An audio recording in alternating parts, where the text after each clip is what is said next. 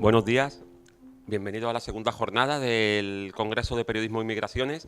La primera mesa es vamos a hablar de una mirada local y contamos con periodistas que han cubierto temas de migraciones en las tres cabeceras más importantes de Málaga: Diario Sur, La Opinión de Málaga y Málaga Hoy, moderadas por Carmen Escalante, que durante muchos años ha sido la delegada de Médicos Sin Fronteras en Andalucía, Extremadura, Ceuta y Melilla, Canarias también, y entonces creo que sabe también bastante de lo que va el tema. Pues después de la mesa tendremos una pausa para tomar un café, que lo tenemos servido ya ahí en las mesas de atrás, y después daremos paso a la siguiente mesa. Muchas gracias. Bueno, buenos días. Muchas gracias a los asistentes y muchísimas gracias a la Fundación Manuel Alcántara por organizar este congreso, ¿no? Este congreso en una ciudad que ahora mismo viene siendo también epicentro de esta gran crisis humanitaria que se está viviendo con la llegada de personas que huyen de la guerra y del horror a Europa.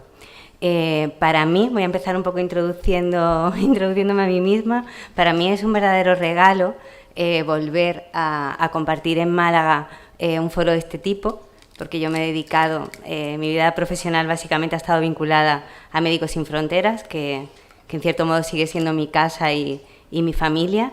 Y yo siempre empiezo contando un poco. Yo soy de un pequeño pueblo, de al margen de la provincia de Málaga, y que para mí mi sueño cuando me imaginaba de mayor era ser periodista en zona de conflictos, y se cumplió un poco pues cuando muchos años más tarde pude estar cubriendo pues una de las primeras crisis a las que me envió Médicos Sin Fronteras, que fue Afganistán. Entonces, en esta doble mirada, ¿no?, desde el lugar del horror y desde casa, me parece pues eso, un verdadero regalo que me hizo Pablo Aranda, invitándome a moderar esta mesa, y al lado de compañeros con los que yo también comencé. Antes de presentarles a ellos, os voy a decir un poco el espíritu que a mí me guió a dedicar, a enfocar el periodismo pues a una organización como esta, que la crearon un grupo de médicos y de periodistas, ¿no? Es la palabra unida al testimonio, a la acción médica, al hecho de salvar una vida, ¿no? Y a que, aunque no se puedan, digamos, arreglar o cambiar, y se intenta, ¿no?, el giro de estas crisis, cada una de esas vidas que se salva cuenta. Y a mí como periodista me guió mucho un lema que tiene esta organización que dice: no podemos garantizar que las palabras salven vidas, pero sí sabemos que el silencio mata. Y eso fue un poco lo que guió mi espíritu y mi trayectoria en esta casa. Actualmente hay compañeras mías de Médicos Sin Fronteras que han vuelto a Málaga a trabajar desde este lado, ¿no? Y escucho últimamente mucho decir: es como estar en terreno, pero ahora en casa, ¿no? Pues en otras organizaciones que están trabajando aquí y haciendo una labor que muchas veces supera a la que han hecho en terreno. Y sin más dilación, por más que luego queremos que sea una mesa muy participativa con vosotros, vamos a estar viendo las imágenes, porque normalmente los medios tienen sus propios periodistas con mucha trayectoria y muy buenos profesionales. Estoy mirando a Salvador Salas porque es con uno de los que yo comencé, los hermanos Salas. Pero he traído aquí la de un muchacho que yo he conocido en varias convocatorias de Médicos Sin Fronteras, que es Jesús Mérida, que es un chico freelance que empezó aportándonos imágenes de este tipo a las ONG, sobre todo a Amnistía Internacional y a Médicos Sin Fronteras. Así que en algún momento también ha colaborado con algún medio local y sigue ahora documentando todo este trabajo de las llegadas que estamos recibiendo en el puerto de Málaga, ¿no? Que para mí también sorpresa y desde este punto de vista informativo, pues ayer una compañera de ACNUR me actualizaba la cifra de 23.340 personas que han llegado nada más a la costa malagueña, de las 41.241 que han llegado a Andalucía.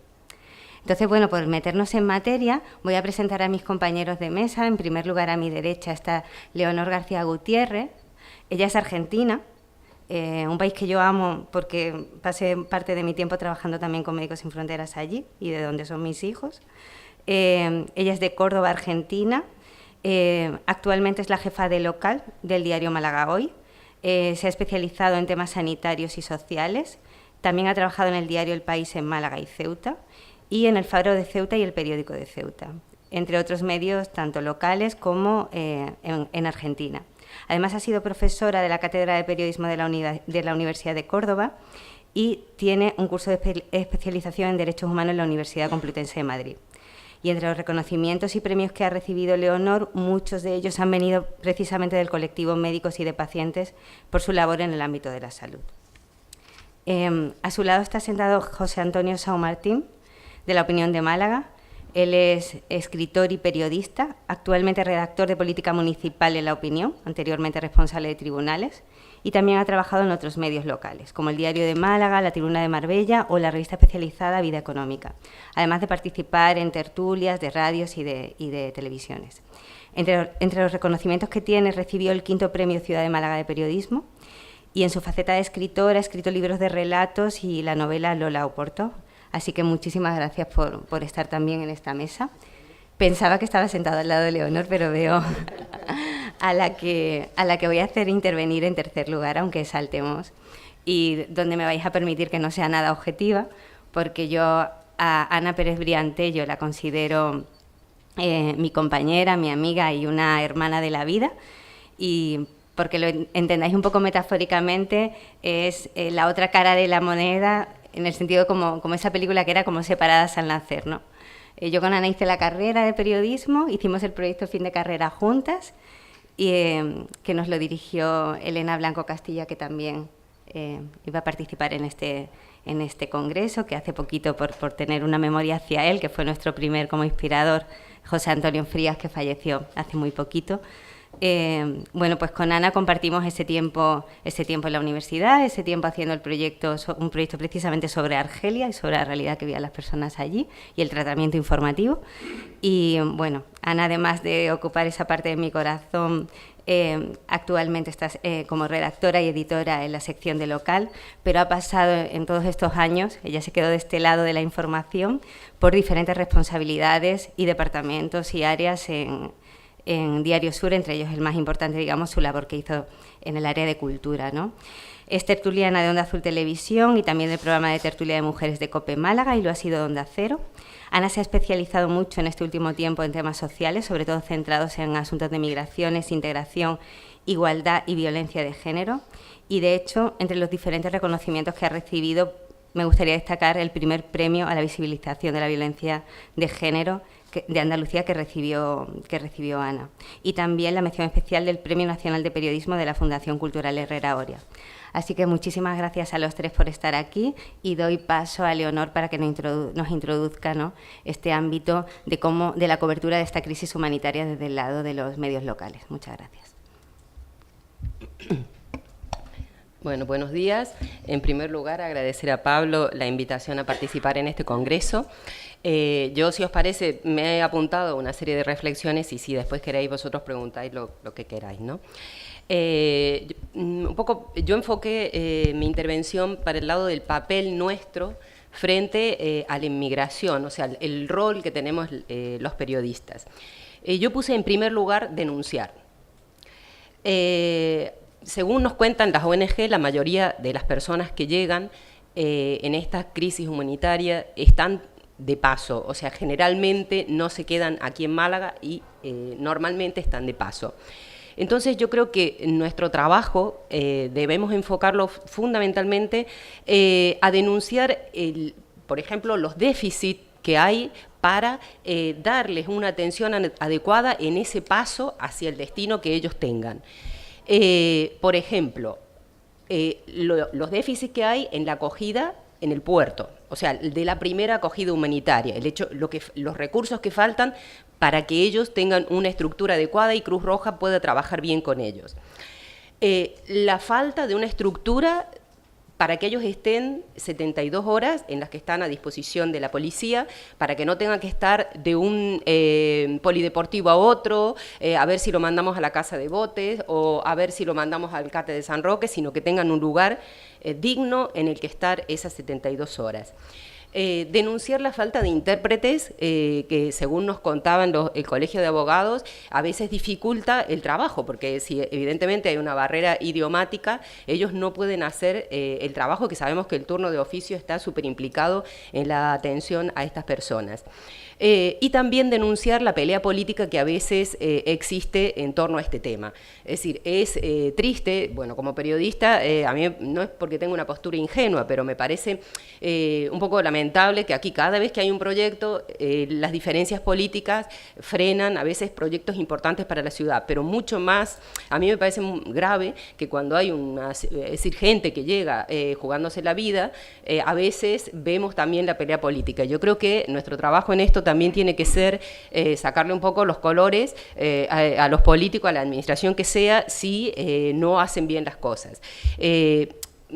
Tratamos siempre de denunciar desde un punto de vista de sensatez y de lo que más o menos nos plantean ONG, las necesidades, los déficits, y digamos que nuestro trabajo siempre intenta poner un granito de arena. Es decir, no vamos a decir que tenemos la solución y la varita mágica, sino que aquí yo creo que es un trabajo de todos, de los periodistas que tenemos que denunciar, de las ONG, de los abogados que nos denuncian las cosas, o sea, es un trabajo de todos, y yo creo que en general, sin ser complacientes, tratamos de contribuir en la medida de lo posible, pero digo, nosotros no tenemos ni la varita mágica, ni somos los únicos, somos un engranaje en el que están los políticos, las administraciones, la policía, las ONG y nosotros, y todos contribuimos, y creo que todos tenemos la obligación de contribuir a una mejor asistencia a esas personas, y nosotros tenemos la capacidad de denunciar esas carencias y esos déficits. Evidentemente ha habido un incremento en la llegada de pateras y esto ha puesto más en evidencia esos déficits, porque que yo recuerde, aquí hay gente de ONGs también, yo creo que la primera vez que se han quedado sin poder desembarcar a bordo de un barco ha sido el otro día, cuando más de un centenar de inmigrantes pasaron la noche en la borda del barco porque no podían desembarcar porque no había sitio para ellos.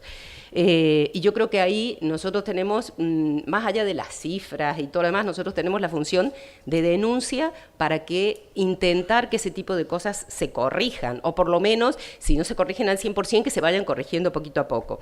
Y a mí me gustaría remontarme un poco hacia atrás para ver la importancia de esa capacidad de denuncia, el valor de esa capacidad de denuncia que tienen los medios. Yo no sé, aquí hay gente un poco joven, yo no sé si se acordarán del haloperidol, que fue que pusieron hace como más de 20 años, le dieron un sedante a 103 inmigrantes, los metieron en un avión y así los deportaron. Yo me acuerdo que aquello fue muy sonado en los medios porque evidentemente había sido una vulneración de los derechos humanos más absoluta y ahí estuvo ese papel de denuncia. Pero después, por ejemplo, vino con el CIE. Independientemente de la postura de que si había que cerrar el CIE o no había que cerrar el CIE, las condiciones en el CIE de Capuchinos eran vergonzosas, la prensa estuvo ahí, las ONG, evidentemente, las ONG estuvieron denunciándolo, el Defensor del Pueblo, distintas organizaciones humanitarias, al final el CIE se cerró. Después vino el tema de la asistencia sanitaria a los inmigrantes, que os acordáis que eso se quitó la asistencia, se quedaron las urgencias, pero no la asistencia general, ¿no?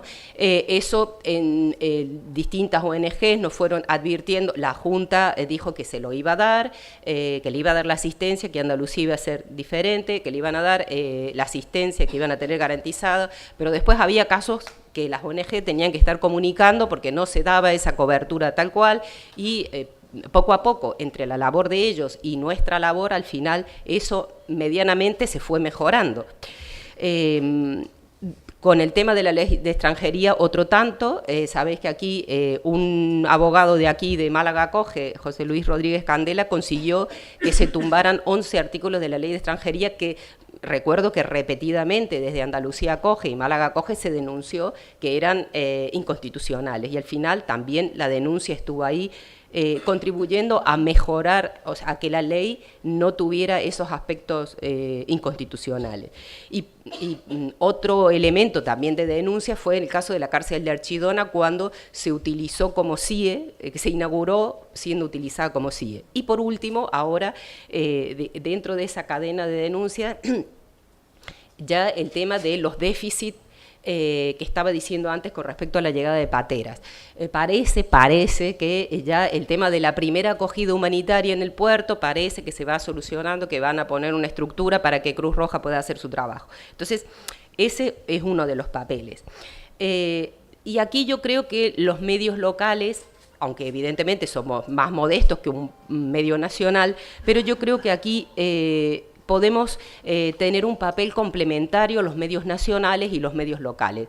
Generalmente los medios locales, por una cuestión del enfoque que tenemos, no abordamos tanto la gran política migratoria de la Unión Europea o, por ejemplo, ciertos incumplimientos de cupos. Si España ha asumido que va a tener 20.000 inmigrantes, que va a asumir 20.000 inmigrantes y solo asume, no estoy diciendo los datos exactos, pero y solo asume 400, generalmente los medios nacionales son los que denuncian los incumplimientos de cupo. Pero nosotros tenemos la capacidad de ser complementarios en el sentido de denunciar la falta de medios, por ejemplo aquí, que es en su ruta, que es una forma de garantizar también que ese camino que ellos hacen sea en unas condiciones humanitarias medianamente lo más digna que se pueda, o por lo menos que siempre se vaya mejorando. Yo creo que, o sea, evidentemente nosotros siempre podemos mejorar, nosotros siempre podemos aportar más, insisto, no se trata de no hacer autocrítica, creo que tenemos que mejorar muchísimas cosas, pero creo que lo que he comentado de estas denuncias que hemos ido haciendo a través de los medios, evidentemente con la información de las ONG y con la denuncia de las ONG, creo que hemos contribuido a mejorar algunas cosas, o a poner unos granitos de arena que creo que lo hemos puesto entre todos, no lo hemos puesto solo los medios, porque evidentemente cuando se denuncia el uso de la cárcel de Archidona, no somos nosotros que no lo buscamos, evidentemente las ONG nos dan la información y somos un tándem para denunciar ese tipo de cosas. Dicen que el periodismo es contar aquello que alguien no quiere que cuentes, y de eso se trata. Eso es una parte importante para mí de la prensa, pero después creo que tenemos otro papel importante, que es atajar el racismo. Y yo creo que para eso es importante el enfoque y la sensibilidad que nosotros le demos a nuestras informaciones. A veces hay una refrán o una frase en periodismo que es good news, not news, es decir, lamentablemente es más información que 100 personas se queden en el puerto porque o no se ponen de acuerdo las administraciones o no hay recursos para atenderle, que una persona se haya integrado normalmente, o sea, pero no porque sea más información una cosa que otra, sino porque lo que hay que corregir es esto, fundamentalmente. Entonces, nosotros muchas veces centramos más en las bad news que en las good news, ¿no? Pero creo que también para atajar otro de los papeles, aparte de la denuncia, es esto que yo decía, atajar el racismo. Y yo creo que para eso también tenemos que contar las historias de los inmigrantes que están aquí, no a lo mejor el que está de paso, sino el que está aquí integrado, contar sus logros, contar su integración, contar su cultura, y también contar sus problemas, evidentemente, porque también los tienen. Yo creo que es una forma de contribuir a la integración, a su aceptación y a su estar como nosotros, como uno más, porque seguro que todos los que vivís aquí en Málaga tenéis cerca la persona marroquí que os vende la verdura o la persona china que tiene el todo a 100, ¿no? Entonces yo creo que en ese sentido los medios tenemos el compromiso del enfoque, de la sensibilidad para tratar tratar de lograr esa integración. Yo creo que en esto, insisto, no es un trabajo solo de los medios, sino de todos. Creo que el compromiso está, no sé, yo a veces, no siempre, pero hago informaciones de este tipo, y tanto ONGs, colegio de abogados, sindicatos policiales, o sea, yo creo que, por lo menos, yo siento que trabajamos bien, ellos denunciando, nosotros recogiendo sus denuncias y sus carencias. Y también a veces hablando con inmigrantes cuando podemos y cuando se dé el caso, ¿no? Creo que tenemos entre todos la obligación de, insisto, vuelvo al tema de la denuncia, de denunciar las mafias, denunciar la falta de recursos que yo decía, denunciar y atajar cualquier forma de racismo y sobre todo darles voz. Además tenemos que tratar de que el tema de la inmigración esté siempre en la agenda política, que no se olvide, que no se quite. Con el tema de las migraciones, a mí me gustaría hacer un poco de memoria con el tema de Irlanda. En 1850 se fueron 1 millón de personas que están en Estados Unidos, en la Primera Guerra, en la Segunda Guerra, en la Primera Guerra 8 millones, en la Segunda Guerra 45 millones. Las migraciones fueron, en esos momentos, de Europa hacia América Latina, ahora son de África hacia arriba. Yo creo que es importante que estos movimientos migratorios siempre se regulen desde la solidaridad, porque me parece que de lo contrario el problema está en que el riesgo es que se generen situaciones como la de Trump, con niños separados de sus padres, que me parece gravísimo, y una violación flagrante de los derechos humanos. Y también porque me parece que si no se regula desde la solidaridad se pueden generar guetos de exclusión. Creo que no se puede abrir las puertas y mirar para otro lado, que entren sin no regularizarlos y no integrarlos. O sea, creo que hay que regularizar una política migratoria con medidas para su integración y su regularización, porque si no, esas personas estamos creando guetos de exclusión económica y jurídica, porque, por ejemplo, un detalle que para mí no me parece menor, imaginaros una persona que viene de África y que nunca está en situación regular.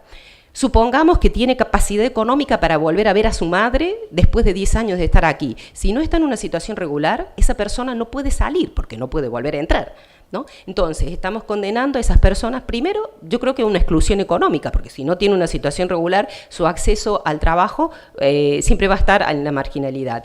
Y segundo, porque si no, esa persona es como que no tiene derechos, no puede moverse con la misma normalidad que una persona que tiene todos sus derechos jurídicos. Y sé que me he ido un poco lejos y voy cortando. Con el tema de Irlanda, de la Primera Guerra, de la Segunda Guerra. Yo creo que el árbol no nos tiene que dejar ver el bosque. O sea, estamos viendo el árbol, que son estas migraciones, pero yo creo que tenemos que ver el bosque, que son las migraciones que se han dado a lo largo de la historia. Y creo que ese es el enfoque que nosotros tenemos que darle también como periodistas, porque evidentemente no hay muros, no hay muros como el de Trump, no hay vallas como la de Ceuta, no hay el mar Mediterráneo, no pueden parar esto porque son fenómenos que se han dado a lo largo de la historia. Y bueno, diría más, pero me parece que ya se me ha ido el tiempo. Pues muchas gracias, Leonor, porque creo que podremos ahondar un poquito más después en el momento de debate. Y doy la palabra a José Antonio San Martín, de La Opinión de Málaga. Bueno, gracias, Carmen. Gracias a Pablo por invitarme a participar en el Congreso.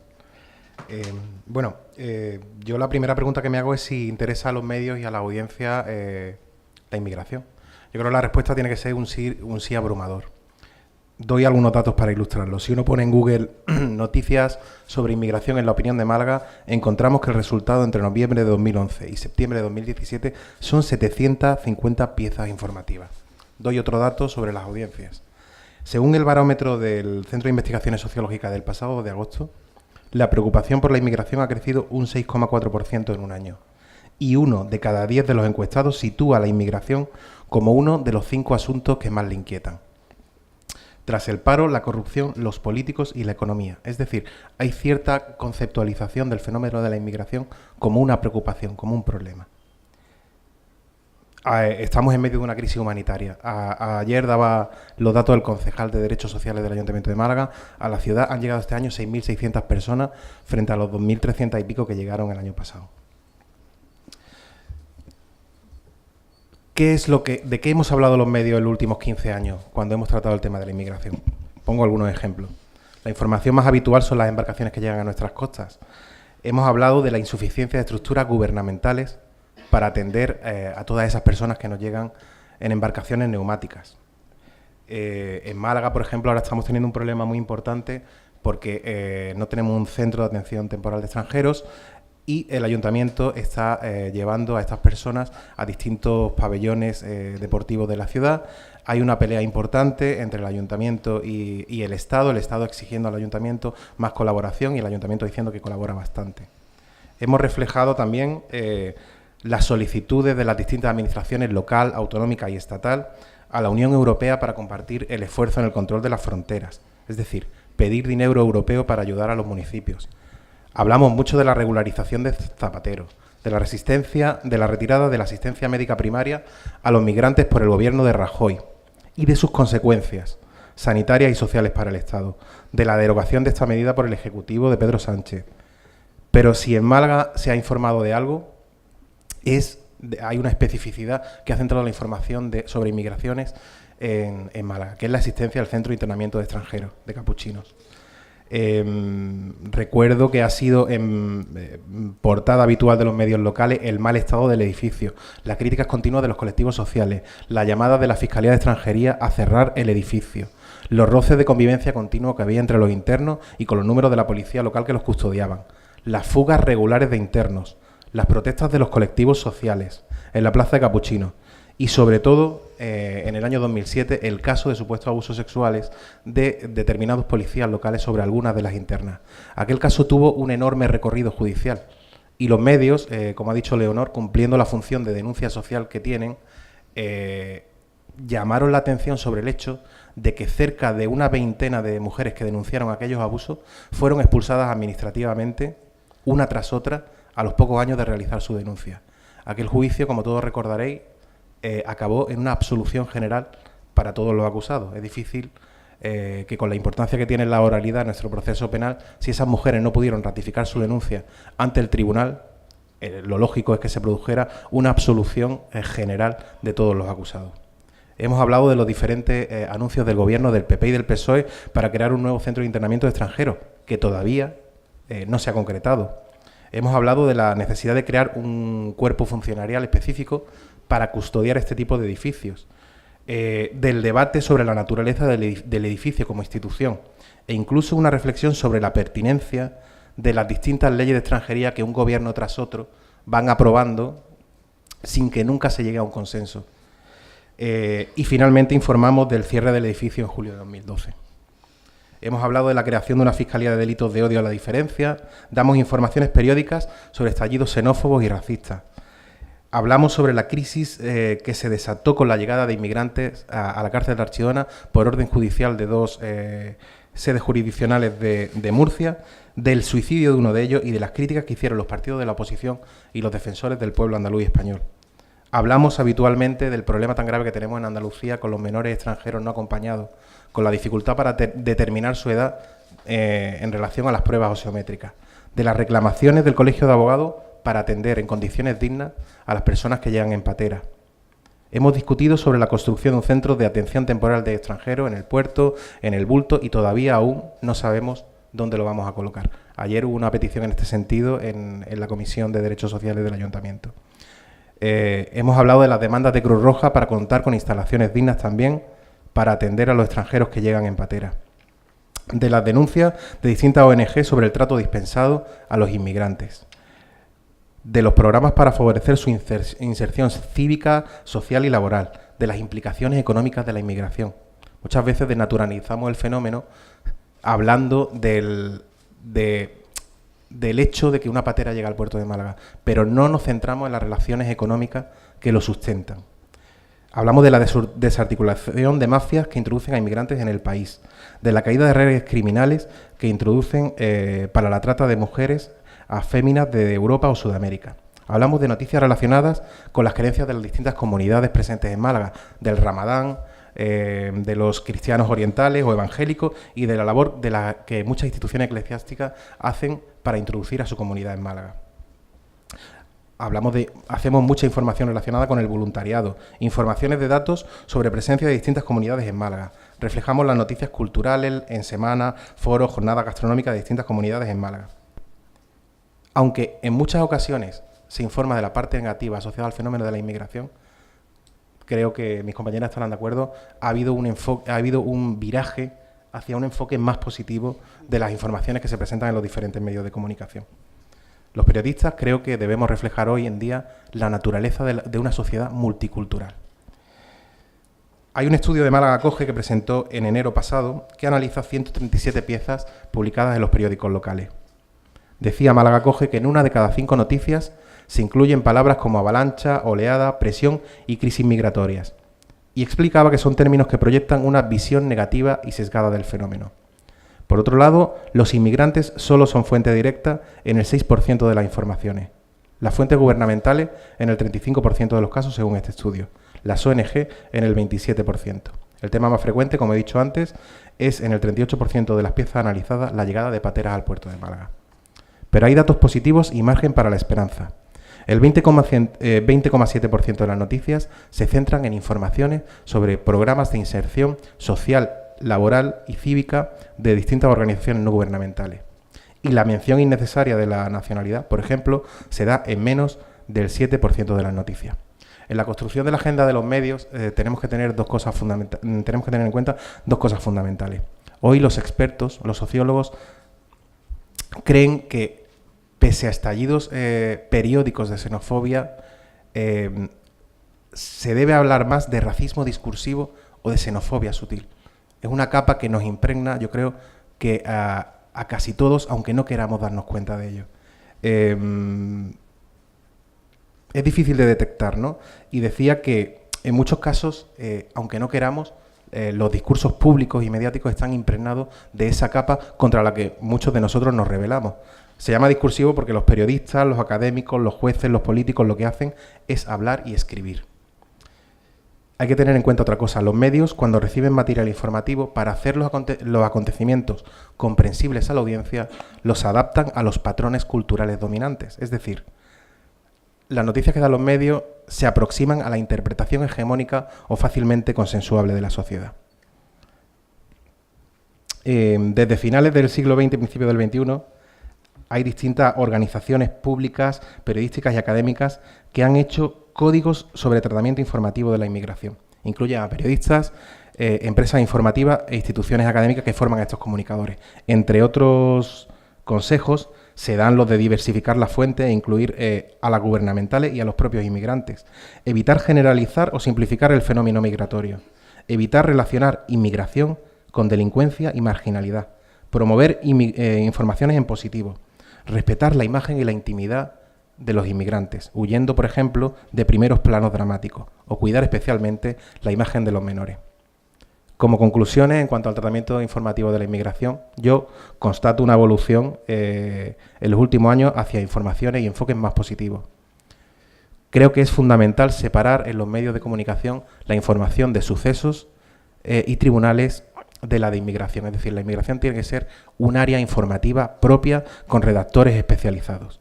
Aunque aquí hay una amenaza. La crisis ha destruido muchos puestos de trabajo y muchos medios de comunicación y hay menos gente para hacer las cosas que tenemos que hacer los periodistas.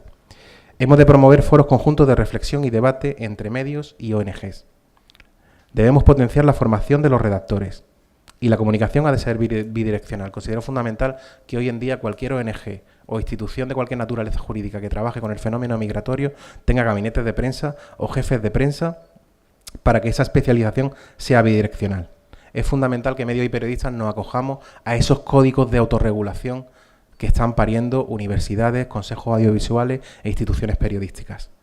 Hemos de pasar de la información pura y dura, desnaturalizada y despersonalizada, a piezas más profundas, analíticas y contextualizadas, como reportajes, crónicas de análisis y opinión. Debemos seguir denunciando discursos públicos relacionados con la xenofobia. Ser vigilantes con nuestros textos y con los discursos de políticos y de líderes comunitarios. El periodismo también debe seguir teniendo su primigenio valor de denuncia social e implementar ese rol cuando los poderes públicos, las redes mafiosas o cualquier actor social pisotee sus derechos. El periodista no debe ser neutral, sino equidistante. Hemos de poner especial atención a las mujeres inmigrantes y denunciar la doble discriminación que sufren. Hablar mucho más en los medios de la feminización de la pobreza. Creo que la autocrítica continua es fundamental y hemos de buscar favorecer la multiculturalidad y presentar la inmigración también en contextos de inmigración. Y por último, huir del sensacionalismo. Creo que es una tarea que estamos haciendo todos los medios y que todavía nos queda mucho camino por recorrer, pero ya estamos viendo algunos frutos. Gracias. Pues muchas gracias, José Antonio. Y bueno, damos la palabra a Ana Pérez Brián y así luego lanzamos ya un poco este debate e intercambio de opiniones. Bueno, muy buenos días a todos. Gracias por venir. Gracias a la Fundación Manuel Alcántara por invitarnos a este congreso que creo que es muy pertinente. Gracias a Pablo Aranda por contar conmigo. Bueno, tengo que hacer una pequeña referencia a la intervención que ha hecho mi hermana Carmen Escalante, agradeciéndole también que me haya invitado y poder volver a reunirnos sobre un tema que nos apasiona y en el que hemos estado trabajando juntas mucho tiempo.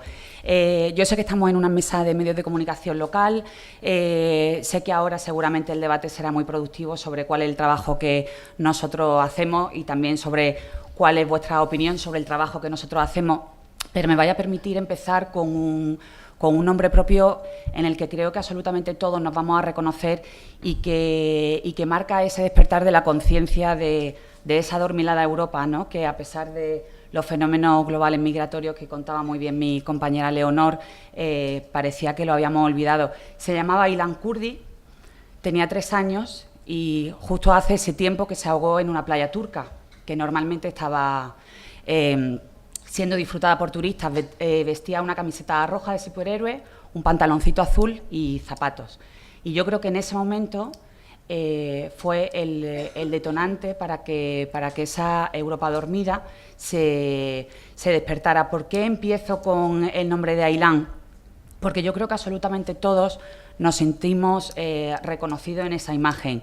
Ver a ese niño ahogado en la arena con la absoluta desprotección era una imagen que golpeaba las conciencias de todo el mundo y que además yo creo que todos fuimos capaces de reconocer en ese niño un símbolo y un icono. Yo creo que la sociedad también se mueve mucho a partir de convertir a personajes en símbolos. Él podía ser nuestro hijo, podía ser nuestro hermano pequeño, y yo creo que a partir de ahí, independientemente de toda la información que fuimos trabajando ante los medios de comunicación, surgió una conciencia global de que había que hacer algo con este horror que estaba llamando a las puertas de casa. Insisto, ¿por qué me he centrado en esta historia para arrancar? Porque yo creo que una de las principales responsabilidades del periodista, por supuesto, además lo han comentado muy bien mis compañeros José Antonio y Leonor, además de ser los fiscalizadores de cómo funcionan las administraciones públicas y además de ser esa mano imprescindible de colaboración con las ONGs, tenemos que ser los ojos. Tenemos que ser las voces de esas personas, meternos en los zapatitos de Aylan o en cualquiera de los zapatos de la gente que llega. Y a mí me gustaría enfocar esta intervención sobre ese papel fundamental y esa responsabilidad enorme que tenemos los periodistas, porque los periodistas no solo hablamos de lo que está pasando, estamos hablando de lo que nos está pasando.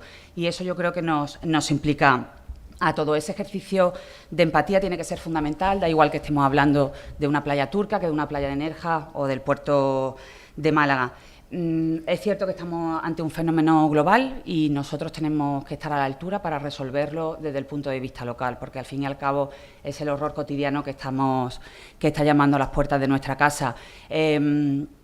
Sé, insisto, que el problema de las migraciones viene de lejos, pero yo sí que plantearía 2 momentos clave en ese análisis reciente de lo que ha sido el movimiento migratorio.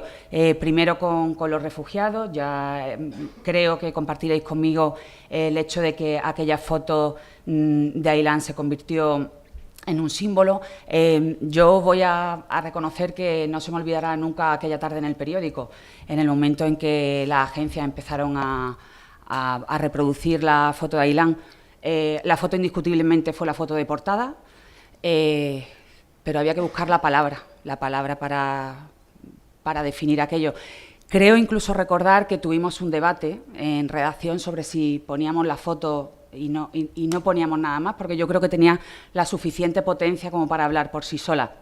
Pero al final nos decidimos por una palabra: horror. Y a partir de ese momento yo creo que se marcó un antes y un después, por supuesto, con la imprescindible contextualización de información, de datos, de qué es lo que hacen las administraciones públicas para trabajar, pero yo creo que aquello marcó un antes y un después y nos puso realmente en la necesidad de poner voz y ojo a la gente que estaba llegando. Yo recuerdo, hablo por mi experiencia, que después de aquella foto que siguió después, durante unos días, siguió evolucionando la información, le hice mi primera entrevista a un refugiado. Era un chico sirio, era estudiante de ingeniería y no me quiso dar ni siquiera su nombre. Me pidió, por favor, que lo llamara M. Por supuesto, nosotros lo primero que hacemos es respetar identidades. Si no quieren salir en las fotos, no salen. Y bueno, me contaba su historia. Yo creo que de nuevo es una historia con una potencia brutal, porque todos somos capaces de reconocernos, ¿no?, en esa mirada de un chaval que es estudiante de ingeniería, que tiene que huir de su país prácticamente con lo opuesto, y con su madre, que era profesora de universidad, de la que todavía no sabía nada desde hacía 2 años que había empezado su vida. Posteriormente a aquella información que bueno, representó un intenso debate, por empezar a dar voz y nombre a la historia. Recuerdo que en mi periódico organizamos, a través del Aula de Cultura y a través de mi querido Pablo Aranda, una mesa redonda con especialistas de la ONG de Málaga, en el que sí que se empezaba a perfilar ese nuevo problema, ¿no?, que llegaba a nuestra frontera. Y ya de aquello hace 3 años, y de allí recuerdo la valoración de cuál era el estado de las cosas de Francisco Cansino, de CEAR, que decía que por supuesto que no estábamos preparados para lo que se nos está viniendo. Aquello, tristemente, 3 años después sigue siendo una realidad. Después de aquella mesa redonda y después de M, recuerdo que pasé un día entero en el convento de Santa Eufemia de Antequera, que lo habían habilitado para acoger refugiados de toda condición y de toda nacionalidad. Allí me encontré a Ruslan, que era jefe de una empresa de Azerbaiyán. Había podido huir con su mujer y con 2 de sus 3 hijos, porque a la pequeña de 2 años la habían dejado retenida en el país para hacer presión al padre y para que el padre volviera. Los psicólogos de CEAR me contaban que esos padres habían tardado 3 días enteros en contar su historia y que aún no habían podido llorar. ¿Tú cómo cuentas eso? ¿Cómo cuentas eso a un lector? ¿Cómo intentas hacer llegar ese horror más allá de las cifras, más allá de los números? Después vino Marwan, también sirio, también clase media, encargado de una pequeña tienda. Él huyó de Siria con 5 hijos, su mujer embarazada del 6º, y lo parió en medio de un campo de refugiados, en medio del barro. Lo conocí en Cruz Roja y sí recuerdo especialmente su historia, porque me dio el titular de que, bueno, que la acogida estaba muy bien, pero que esto no era lo que él esperaba. Y ahí también nos pudimos dar cuenta en el periódico de eso otro que comentaban mis compañeros José Antonio y Leonor, ese racismo velado, bueno, a veces no tan velado, y ese impulso que tenemos todos de ser solidarios, pero que quizás sea solidario el vecino, ¿no? Entonces se le criticaba a Marwan que poco menos que la limosna que le estábamos dando, que no la agradeciera, ¿no? Y que no estuviera poco menos que debiéndonos la vida por haberlo acogido a él y a sus 6 hijos. Las informaciones han seguido, porque yo creo que en el periódico nunca, sobre todo desde la época reciente, siempre hemos intentado mantener el pulso de la información, combinado con todo este background humano. Hablamos también de la apertura de la Oficina de Atención al Refugiado, una iniciativa municipal que aún hoy funciona a todo ritmo en calle Cuarteles. Hablamos de los problemas del CIE, como bien han contado mis compañeros, pero después dejamos de mirar a los refugiados. De hecho, el interés informativo decayó. Yo recuerdo un reportaje en ese sentido un año después, que se titulaba Los refugiados de la movilización al olvido, y después empezamos a mirar al mar.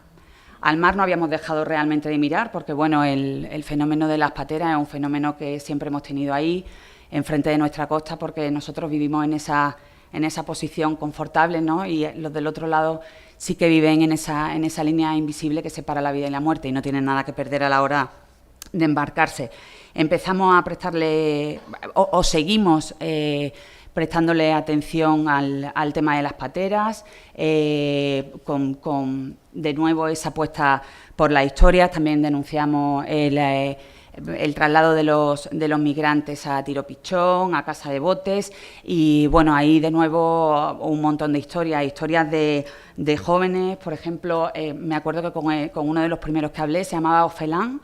Él sí eligió su nombre, pero podéis imaginar la tristeza y la desolación, porque Orphelin en realidad es huérfano en francés. Aquello condensaba toda su historia. Me contó que él perdió a su padre con 2 años, que con 7 lo arrancaron de los brazos de su madre y que quedó en manos de una familia que lo trató realmente mal, hasta que a los 17 años consiguió dejar todo, o bueno, o nada, según se mire, lo consiguió dejar atrás y embarcarse en una patera, hasta que llegó a Málaga y lo llevaron a Tiro de Pichón. Podía contar 1000 historias, podía contar también la historia de Jan, que me enseñaba en su teléfono móvil la huida por el Monte Gurugú con su sobrina de 2 años a hombros, y él había perdido el contacto con su sobrina desde el momento que se montó en la patera. Él dejó en el Monte Gurugú, allí tirado en medio del bosque, porque no había otra opción, a su hermana y a un bebé de pocos meses. Y me pedía, por favor, me imploraba que lo ayudara a buscar a su sobrina, porque tenía que seguir el viaje a Francia y no sabía si iba a poder hacerlo. Insisto, ¿cómo se hace ver al lector esta historia de personas cuya única diferencia con nosotros es que han nacido en el lugar equivocado y en un momento equivocado? En ese sentido sí que quiero reivindicar, y supongo que ahora estará ese debate, esa condición, ¿no?, de los periodistas de ser los ojos de todos los que llegan y de ser las voces. También han hablado mis compañeros de esa labor de pedagogía, que yo considero que es absolutamente imprescindible, intentar utilizar un lenguaje que bueno, sin mezclarse mucho con lo políticamente correcto, sí sea capaz de demostrar en toda su extensión y en toda su dureza cuáles son las historias que nos encontramos y cuáles son las personas a las que tenemos que abrir nuestras puertas. Y, por supuesto, yo creo que finalmente, después de ser la voz y de esa labor pedagógica, tenemos que ser los fiscalizadores, ¿no?, como decían ellos, los fiscalizadores de administraciones públicas, y en ese contacto permanente de la ONG para que realmente la atención, no solo la atención de emergencia a pie de puerto y la atención las siguientes 72 horas de custodia policial, sino que sea una historia real de integración, y que esa tercera vía, una vez que han pasado las 72 horas y vienen las familias enteras, porque yo creo que si hay algo característico de este fenómeno que tenemos ahora es que huyen familias enteras. Yo creo que esa es la tercera gran responsabilidad que tiene que tener el comunicador. Y bueno, quizás así nos evitemos, ¿no?, la vergüenza de que alguien te diga que cuando ha llegado aquí que esto no era lo que él esperaba, y bueno, la vergüenza y el horror que yo creo que todos sentimos cuando vimos la foto de Ailán. Muchas gracias. Bueno, aunque mi nombre se ha caído, ahora me toca a mí el turno para muchísimas gracias a los tres, para empezar este debate en el que me gustaría muchísimo que participarais todas las personas que habéis asistido también. A mí me gustaría ponerme un poco, no sé, nostálgica o vocacional. Yo creo que el periodismo es una carrera muy vocacional, y los tres compañeros que tengo en la mesa así me lo demuestran. Y en mi caso, que un poco mi trayectoria fue a través de, como os he dicho al principio, de Médicos Sin Fronteras. Yo recuerdo cuando estaba estudiando en la universidad, o cuando me tocó cubrir la primera información así local con Diario Sur, donde hice mis prácticas, que me sentía muy orgullosa de la sociedad civil a la que pertenecía, ¿no? Porque os acordaréis aquellos momentos del no a la guerra de Irak, o una de las primeras informaciones también que me tocó cubrir, aquella manifestación multitudinaria del asesinato de Miguel Ángel Blanco, ¿no? Yo querría lanzar a la mesa, ¿no? ¿Qué papel os sentís desde los medios de comunicación local con cierta impotencia, ¿no? Como actores también en esta sensibilización y movilización social para que estas historias abordadas con profesionalidad y como habéis contado no logren, digamos, tener el encaje con la sociedad para esa xenofobia velada, ¿no? O esas palabras que a veces son importantes definir, caigan ahora un poco en saco roto. Es decir, ahora yo creo que percibo más una sociedad civil que es muy activista a través de las redes sociales y demás, pero no hay ese corazón que yo sentía cuando he estado afuera, ¿no? De una sociedad civil, la española, la andaluza y concretamente la malagueña, que se mojaba por las cosas, ¿no? Esto es una primera pregunta que os quería lanzar.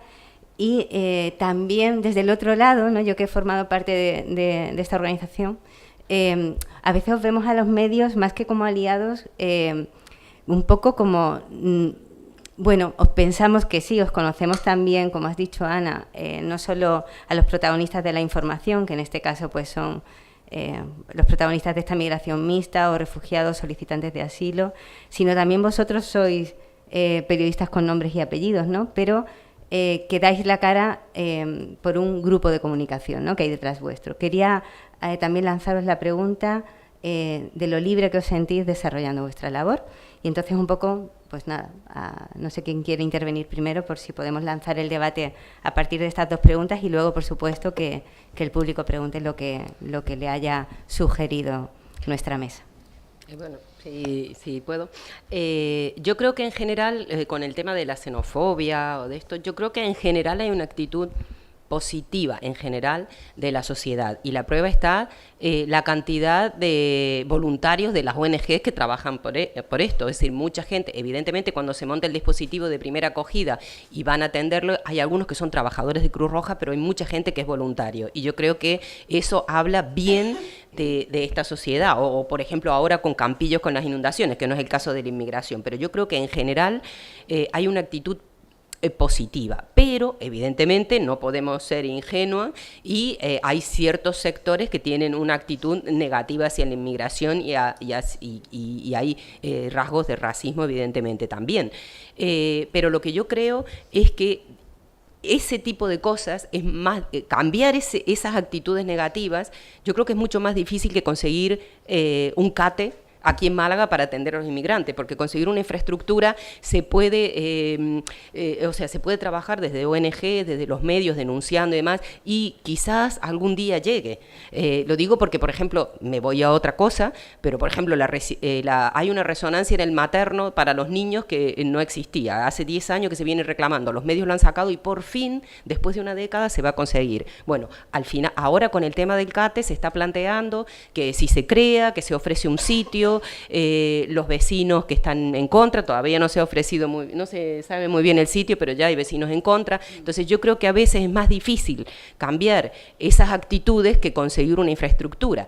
Pero creo, o quizás tengo una visión muy ingenua, pero creo que esas actitudes afortunadamente son minoritarias y creo que tenemos que trabajar para que sean más minoritarias aún. Eso por un lado, y con respecto a lo de la libertad, yo me siento bastante libre. A veces la gente tiene la idea de que hay alguien que nos está dictando o nos está influyendo dentro de nuestro medio.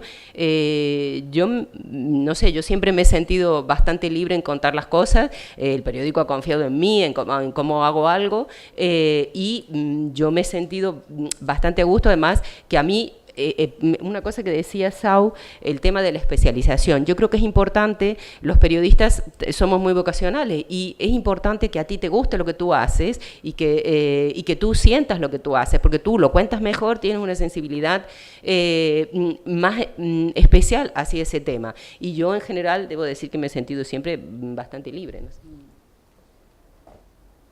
Bueno, yo creo que en eso coincidimos. Sí que es verdad que Leonor habla de ese mito que parece que existe, que tenemos permanentemente al al jefe aquí diciendo cómo lo tenemos que contar. Yo creo que bueno, que los periodistas al fin y al cabo somos esos, ¿no? Los observadores de la realidad, y en esa realidad, pues en el caso concreto de las migraciones, pues no hay ninguna directriz, salvo, por supuesto, la directriz humanitaria, que yo creo que compartimos todos, de que tenemos que contar con recursos, de que a estas personas hay que atenderlas en condiciones de humanidad y de dignidad, y bueno, intentar ser esos ojos y esa voz, y sobre todo denunciar cuando nos hacen bien las cosas.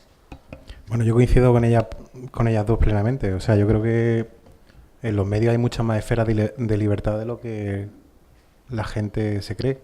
Yo creo que los periodistas trabajamos, y sobre todo los 3 periódicos locales de Málaga y en otros medios de Málaga, trabajamos con bastante libertad. Y hace mucho tiempo que los periodistas dejamos de ser neutrales, ¿no? Tú antes hacías referencia al activismo social. El activismo social yo creo que siempre existe, ¿no? Pero surge más en momentos de crisis, ¿no? Tú has comentado el no a la guerra. Fue un momento de crisis. Hemos visto con la crisis económica también cómo el activismo social ha cobrado un protagonismo muy importante. Me gusta no confundir ese activismo social con el activismo de las redes, ¿no? Porque yo creo que hay muchos activistas de salón que pone un tuit, limpia su conciencia y luego sigue viviendo con la misma comodidad de siempre, sin implicarse, ¿no? Yo creo que los periodistas hemos dejado de ser neutrales hace muchísimo tiempo. Hemos puesto ejemplos, lo del Centro de Internamiento de Extranjeros fue una campaña brutal de los 3 periódicos denunciando las malas condiciones en las que vivían los inmigrantes, los casos de maltrato que se daban en algunos momentos allí, o el problema el que he comentado antes, cómo se expulsó a cerca de 20 mujeres que denunciaron abuso en el Centro de Internamiento de Extranjeros, y todos los policías acabaron absueltos. Todos. Eso lo denunciamos los medios malagueños. Es decir, fíjate tú, si estamos hablando de que las expulsiones administrativas las realizó el gobierno central. Si el gobierno central no tiene fuerza para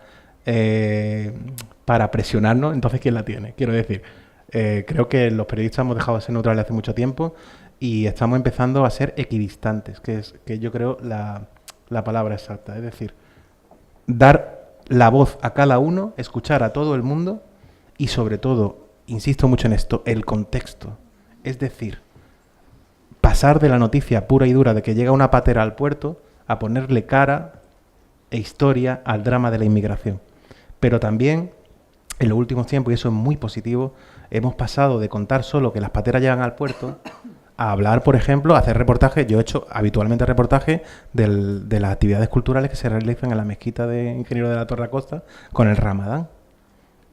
Hay jornadas económicas sobre empresarios extranjeros que están aquí invirtiendo, cómo hacemos muchísimas informaciones de la inserción sociolaboral de los inmigrantes. Quiero decir que hay mucha más interlocución. ¿Que nos queda mucho por hacer? Por supuesto. Yo recuerdo, por poner un ejemplo, yo recuerdo que hace 25 años, más o menos 20, nos decían, ¿os acordáis que nosotros nos referíamos a los inmigrantes como ilegales? Hace 25 años los titulares eran ilegales. Les costó mucho trabajo a la ONG hacernos cambiar el chip, lo cambiamos a irregulares. Un pequeño matiz, pero un cambio muy importante. Yo creo que en general somos bastante permeables los periodistas, y yo creo que las ONG y las distintas organizaciones siempre, si cometemos algún error, lo mejor que pueden hacer es llamarnos, porque somos bastante accesibles en general, y decirnos, te estás equivocando en esto, y nosotros siempre tenemos la capacidad de decir, bueno, tengo que modificar esto y cambiarlo. No digo que lo hagamos absolutamente bien, pero siempre estamos dispuestos a mejorar y cambiar ese tipo de cosas, porque no es un pequeño matiz, para mí es un gran matiz, pero yo recuerdo que las ONGs incluso acuñaron aquel eslogan, ninguna persona es ilegal. Pues si os parece, nos queda ahora un tiempo para que podáis participar, para que podáis hacer a los ponentes de la mesa. Y bueno, aquí hay una pregunta y vais levantando la mano, aquí hay 2, allí. Vale, por aquí hay varias. Perfecto. Bueno, decía Ana que es un mito, ¿no?, lo de tener al jefe detrás diciéndote qué tal, pero a lo mejor, o es mi impresión, en medios locales o en medios así más de actualidad, quizá lo que sea que está detrás es el deadline, ¿no? La fecha de entrega, el tal. Al menos desde mi punto de vista, si yo quiero leer un reportaje más pausado sobre el tema de inmigración, me voy a medios como Periodismo Humano, como 5W, y sin embargo los medios locales es un poco más ese ya, ¿no? Bueno, indudablemente nos encontramos con una limitación que no tiene tanto que ver con ese mito de tener al jefe detrás diciendo lo que tienes o cómo tienes que enfocar la información, que eso, yo hablo por mí, en mi caso no existe, pero lógicamente llevas toda la razón de que somos los que somos en los periódicos locales, la agenda es frenética, tenemos que acudir a muchísimos frentes, y sí que es cierto que muchas veces si se echa de menos ese tiempo, no solo para buscar la historia y para trabajarla, sino incluso para escribirla. Pero bueno, yo también por mi experiencia personal en Sur sí que de un tiempo a esta parte hemos hecho una apuesta importante por la historia, y hasta cierto punto, hasta un cierto punto razonable, sí que eres capaz de trabajar el tema con cierta pausa, ¿no? Vaya, yo no sé si tú habrás leído los últimos reportajes sobre este tema en concreto, pero sí que intentamos hacer ese guiño a la pausa, al análisis y sobre todo a contar cuál es el fenómeno desde otro punto de vista, desde el punto de vista humano. Había por aquí varias preguntas. Sobre eso yo quería también añadir el tema de la limitación que ella decía desde páginas, desde espacio, de recursos humanos. También tener en cuenta, por ejemplo, cuando hay una historia de inmigrantes que llegan, por ejemplo, cuando llegaron a Tiro Pichón, yo recuerdo que llegué porque ellos estaban en las 72 horas que estaban a disposición de la policía. Justo salían, entonces yo fui cuando iban a salir. Yo llegué, y para mí la imagen es una de las imágenes que más me ha impactado. Los vi sentados sobre el paredón de Tiro Pichón, ya fuera, digamos que ya habían pasado esas 72 horas. Ellos estaban esperando que se lo llevara un autobús rumbo a Sevilla, creo que iban. Yo llegué, imaginaros, yo no los conocía de nada, claro, y ellos estaban esperando el autobús, o sea, yo tenía 15 minutos para darles voz a ellos y que me contaran sus historias y que me contaran lo que ellos quisieran, ¿no? Entonces yo me debatía entre el respeto de su intimidad y el respeto de su momento, porque ellos acababan de salvarse de morir ahogados en el Mediterráneo, entre esos 15 minutos, la dificultad idiomática, mi interés porque ellos hablaran a través de mí y contaran su historia, y los 15 minutos en que se los llevaba el autobús. Al final hice el reportaje con otros que se quedaron un poquito más, y la frase que me dijo me impactó. Fue un chico tenía unos 20 años, o sea, un niño. Y me dice, nosotros nos jugamos una carta en el mar, era muerte o vida, nos ha salido vida. Estaban jugando al fútbol mientras a ellos les tocaba irse en el autobús. Y también otra limitación que a mí me parece que ha pasado aquí, se ha dicho, pero que me parece importante, que nosotros también tenemos que poner el foco con el tema de los menores no acompañados, que me parece brutal que menores de edad vengan a un país con una lengua diferente, sin recursos económicos. O sea, me parece las historias que tienen que tener esos chicos detrás, me parecen tremendas. Y también ahí, yo personalmente he intentado hacer algunos reportajes, y ahí te topas porque me parece brutal, o sea, importante darle voz a ese problema, que yo no sé dónde está UNICEF, la verdad, no lo sé, que hay niños metiéndose en los bajos de un camión o jugándose la vida en el mar. Me parece importante también hacer ese tipo de reportajes sobre ese detalle puntual de la inmigración, que me parece lo más grave de todo, pero el problema que tenemos también es que son menores, están protegidos por la Junta, y nosotros como menores que son tampoco podemos acceder con facilidad a ellos. Entonces hay una serie de condicionantes, no es justificarnos de ninguna manera, pero digamos para que vosotros también sepáis las condiciones en las que hay que hacer ese trabajo, ¿no? Sí. Bueno, yo quería primero agradeceros las aportaciones y todo lo que habéis dicho, que para mí han sido muy, muy interesantes, pero he echado en falta dos cosas. Una que no se ha hablado, creo, de las devoluciones express. Esto que está ahora ocurriendo, esta ley que parece que la han sacado ahora de repente del cajón y que están un poco intentando que eso se ponga en marcha otra vez, me parece tremendo. Creo que ese tema no lo habéis dicho. Me gustaría que también los medios, no sé si habéis tenido en cuenta esto, ¿no? Y luego, por otro lado, respecto al activismo social que hay en Málaga, pues yo estoy de acuerdo con Carmen en que eso ha bajado muchísimo, ¿no? Yo, que suelo ser bastante activa y participar en cosas, pues me siento que en el tema en concreto de los refugiados y de la emigración es que no hay nada, o sea, se sale a la calle muy poco, ¿no? A mí me ha sorprendido Málaga muchísimo, aunque ahora no se hable de ello, pero donde fue una movilización de verdad, el 8M, el tema del feminismo, ¿no? Cómo salimos a la calle, pero eso lo veo que no, que en Málaga esto hay muy poca sensibilidad hacia este tema. Y luego veo mucho rechazo, no solo al color de las personas, sino también a la pobreza. Es decir, no nos molestan los árabes que están en Marbella, que vienen cargados de dinero, y tal, pero sí nos molesta el marroquí que vemos por la calle, que tal, que cual. Entonces, eso también me parece que es importante que un poco se debatiera, ¿no?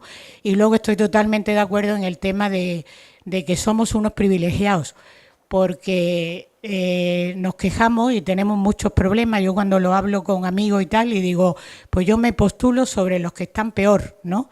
Y siempre me viene al pensamiento una exposición que hizo Médicos Sin Fronteras, de Sebastián Salgado, donde el catálogo lo presentaba Rosa Montero y lo titulaba Cuestión de Geografía. Eso fue lo que a mí me hizo también colaborar y ser voluntaria con Médicos Sin Fronteras, ¿no? Porque es verdad, es que es cuestión de geografía, o sea, porque has nacido en Mali o porque has nacido en Málaga, pues te tocan unas circunstancias u otras, ¿no? Gracias. No sé si José Antonio, que has estado también en la parte de análisis, puedes contestar. Sí, lo de las devoluciones en caliente, ¿no? Como se la llama habitualmente, no lo hemos tocado porque los tres periódicos de Málaga hemos hablado de la perspectiva local de la información. Entonces, eso está pasando cerca, pero nosotros nos encargamos fundamentalmente de informar sobre lo que pasa en Málaga, más que... Pero es verdad que, bueno, yo creo que la opinión es unánime. Yo creo que en las fronteras de Ceuta y Melilla hace tiempo que se suspendió el Estado de Derecho completamente. Quiero decir, hay una suspensión brutal de los derechos constitucionales de las personas que también llegan, ¿no? A un supuesto Estado, bueno, es un Estado de Derecho, pero en el borde, en la frontera y en otras muchísimas fronteras. Quiero decir que no es solo un caso de España. En Italia... hemos visto con el tema del Aquarius y con el ministro Salvini un discurso abiertamente racista y xenófobo que hablaba incluso de hacer un censo de gitanos y decía que a la mitad nos lo tendremos que quedar porque son italianos. Quiero decir, yo creo que la opinión es unánime en cuanto a eso. En cuanto al activismo social, sí, es lo que comentaba antes, que tuvimos pico en momentos de crisis, ¿no? Como el no a la guerra, o ahora ha habido un activismo social muy importante, por ejemplo, en el tema de la vivienda, en el tema de la mujer, con la crisis económica, pero es cierto que no todas las áreas sociales nos llaman por igual, ¿no? Nos interpelan a los individuos como voluntarios que tendríamos que ser en algo tan importante como es la inmigración, ¿no? Yo siempre digo lo mismo, ¿no? Que nuestros abuelos lo hicieron hace muchísimos años y a veces se nos olvida, ¿no? Se nos olvida que en los años 50 muchos antepasados nuestros tuvieron que irse con una maleta de cartón a Alemania, a Irlanda, y que sufrieron mucho, ¿no? Entonces, el problema que yo veo básicamente es que no hay, por ejemplo, un problema gravísimo es que no hay una política común sobre es una política, el control de fronteras es una política pragmática. Nos hemos olvidado de la solidaridad, ¿no? De lo que tiene que presidir las relaciones humanas, ¿no? Y luego también, por ejemplo, yo creo que hay muy poca apuesta por el desarrollo de los países. Es decir, hay muy poca apuesta del primer mundo por el desarrollo de los países del tercer mundo, que son los principales emisores de emigrantes. Eso es un problema grave y siempre digo, por eso hablo tanto del contexto, porque a veces nos olvidamos de que todo esto está motivado por una relación económica de desigualdad, ¿no? Que hemos perpetuado desde el primer mundo, desde hace siglos, ¿no? Entonces, en todo lo que está pasando, todos tenemos parte de responsabilidad. Creo que deberíamos denunciarlo más, y todo lo que se denuncia es poco.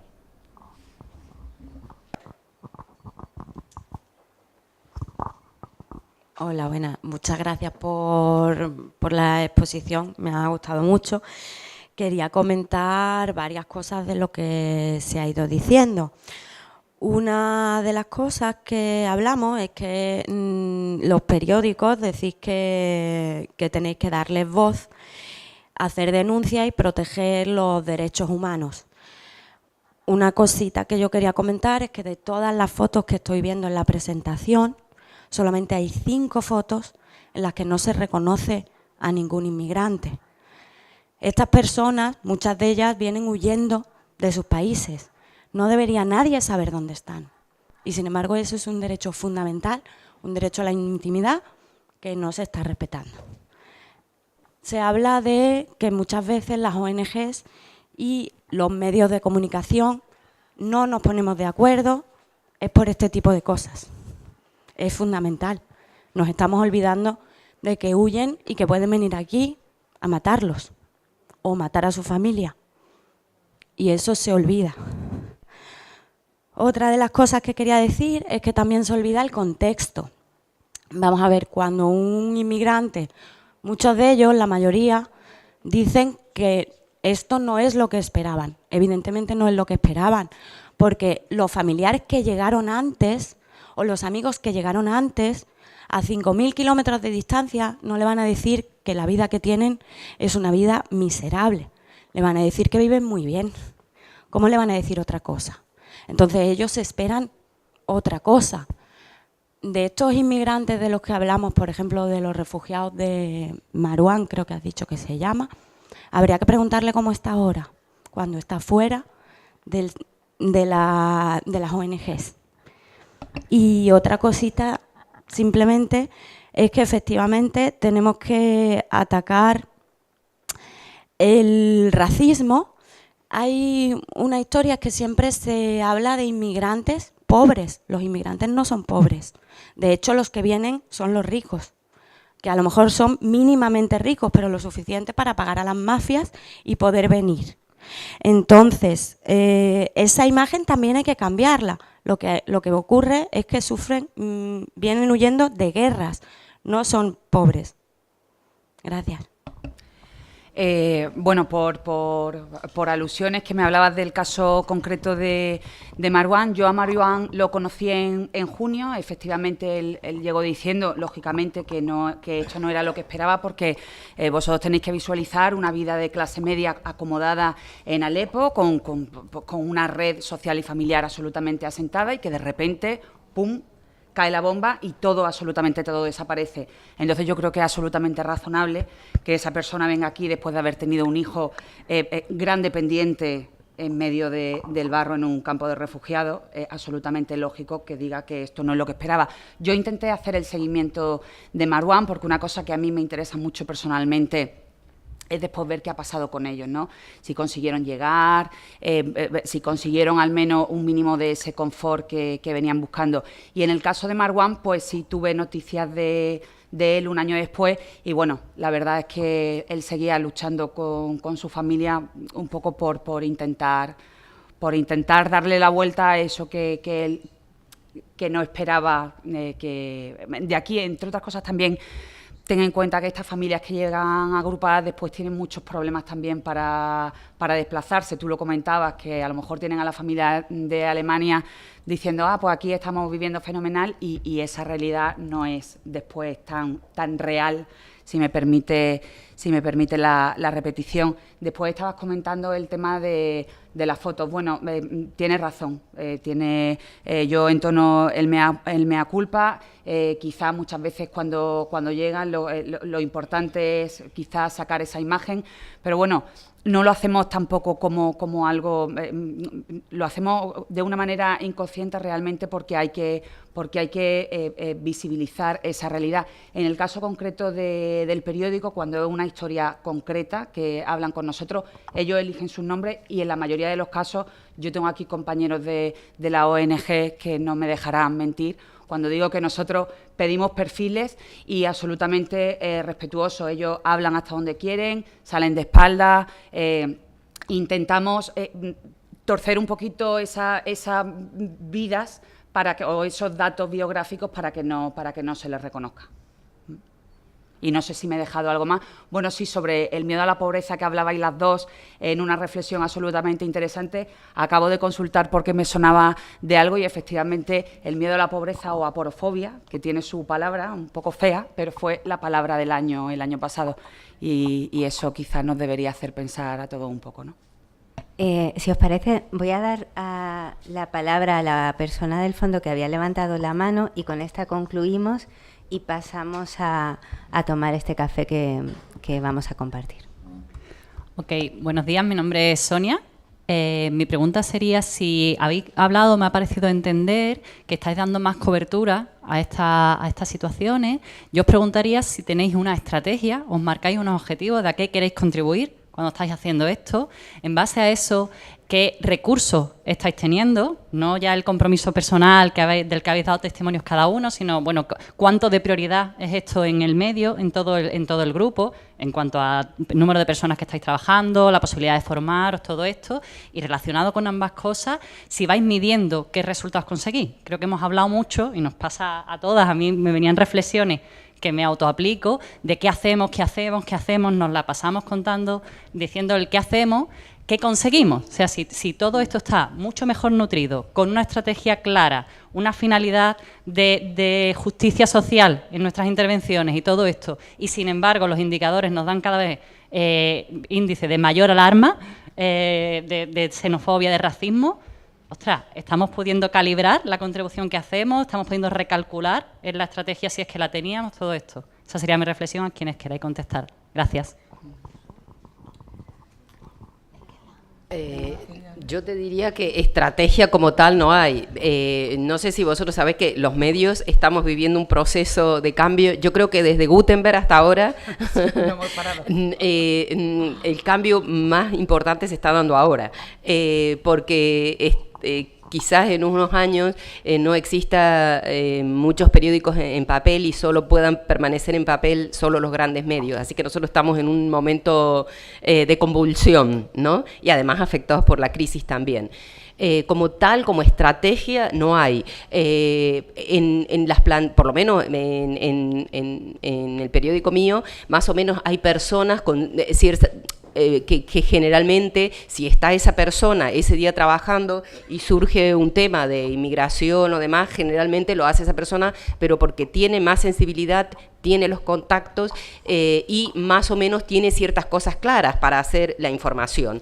Porque yo ayer, por ejemplo, me tocó hacer una cosa de la lluvia y yo que nunca hago cosas de la lluvia, me volví loca en la página de Hidrosur para conseguir los datos. Y además porque la persona que lo hace habitualmente, sabe cómo enfocarlo mejor, incluso sabe qué cosa nueva contar, sabe si algo, sabe valorarlo más. Entonces, como estrategia, no hay. Lo que intentamos es, pero no por una cuestión de justicia social porque seamos justicieros, es que es nuestra obligación, es como un médico, que hay alguien que se está desangrando en la calle, pues tienes que acudir. Si nosotros en el CIE hay abusos sexuales, si el CIE se está cayendo, es que es nuestra obligación, es que evidentemente a lo mejor a nosotros no nos pueden demandar como a un médico porque no actúe si alguien se está desangrando, a lo mejor nadie nos puede demandar porque no hemos cubierto que hay 100 o más de 100 inmigrantes en un barco que no son desembarcados porque no hay recursos. Nosotros, efectivamente, lo que yo digo, a un médico lo pueden denunciar si pasó por ahí y no actuó. A lo mejor a mí no me denuncian, pero es que mi función éticamente, deontológicamente, es tratar de poner el foco sobre ese problema. ¿Qué pasa? Que a veces nos centramos más en este tipo de situaciones que a lo mejor en lo otro, en las historias positivas. ¿Pero por qué? Porque si tú dices, tengo estos recursos y tengo que contar cosas, esta persona está integrada, tengo que contar su historia porque es importante en esa sensibilización que hay que hacer con el tema de la inmigración. Pero es que este tiene un problema, y si tengo que, ¿a dónde dedico los recursos? Pues aquí puedo contribuir a que de aquí a 10 años quizás algo se corrija o algo se cambie. Esta situación, lo que yo te decía de good news, not news, pero no porque tengamos una visión pesimista, sino porque en general, no sé mis compañeros lo que piensan, pero digo, bueno, ¿dónde puedo ser útil? Pues quizás soy más útil denunciando que esas personas han pasado a la intemperie una noche porque o las administraciones no se pusieron de acuerdo, no hay recursos, que contando a lo mejor una situación de una persona que está integrada. Si pudiera contar las dos cosas, la contaría también, pero el problema está muchas veces una cuestión de recursos, de disponibilidad y de prioridades. Entonces, quizás atendemos, por lo menos yo intento aquellas cosas en donde puede ser más útil o donde tu contribución, pero insisto, tu contribución desde un punto de vista no de justiciero, sino de ontológico. Si os parece, porque tengo allí a los organizadores del Congreso, ya nos echamos encima de la mesa siguiente. Ana, me vas a disculpar, podemos seguir el debate durante el café, te puedes dirigir. Bueno. Muchas gracias, Carmen, y gracias a todos. Bueno, solamente quería informaros, yo creo que ya Ana también lo sabía, Ana, que he iniciado una petición en Change.org para encontrar un gran centro social de acogida para Málaga. Porque la verdad es que hay muchos, tanto ayuntamiento como junta, tienen edificios infrautilizados, arruinados, y hay que sacarle provecho a eso, nada más. Pues que quien quiera, por favor, mirar y encontrar mi petición y firmarla, pues le agradecería muchísimo, es para todos. Muchas gracias. Sí, cuenta con ello. Pues muchísimas gracias a todos por vuestra atención. Gracias. Y gracias a los compañeros de la mesa.